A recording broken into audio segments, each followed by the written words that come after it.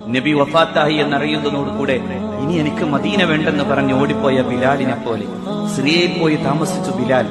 മടങ്ങി വരാൻ പിന്നൊരിക്കൽ ഉമറിന്റെ കാലത്താണ് സയ്യിദുന ബിലാലിനോട് അള്ളാഹുവിന്റെ റസൂൽ സ്വപ്നത്തിലൂടെ വന്നിട്ട്, ബിലാൽ എന്തേ എന്നോട് ദേഷ്യമായോ എന്ന് ചോദിക്കുമ്പോ കരഞ്ഞു കലങ്ങി ഹൃദയം പിടച്ച് സിറിയയിൽ നിന്ന് നടന്നു വന്നു മഹാനായ ബിലാൽ അഷ്റഫുൽ ഖൽഖിന്റെ ചാരത്ത്.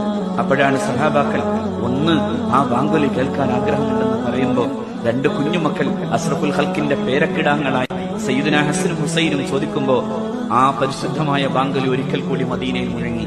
പക്ഷേ അഷ്ഹദു അന്ന മുഹമ്മദൻ എന്നേ മഹാനായ ബിലാലിന് പറഞ്ഞു തീർക്കാനായുള്ളൂ. അപ്പോഴേക്കും പൊട്ടിക്കരഞ്ഞ് ബോധരഹിതനായി വീഴുന്ന ബിലാലിന്റെ ഇഷ്കിന്റെ മുന്നിൽ മരണത്തിന്റെ അവസാനത്തെ സമയത്ത് ഭാര്യ കരയുമ്പോ മഹാനായ ബിലാൽ പറഞ്ഞു, എന്തിനാ കരയുന്നത്? നാളെ ഞാൻ എന്റെ മുഹമ്മദിനെയും അവിടുത്തെ പരിശുദ്ധരായ അനുയായികളെയും കാണാൻ പോകാണ് എന്ന് പറഞ്ഞ സയ്യിദുന ബിലാൽ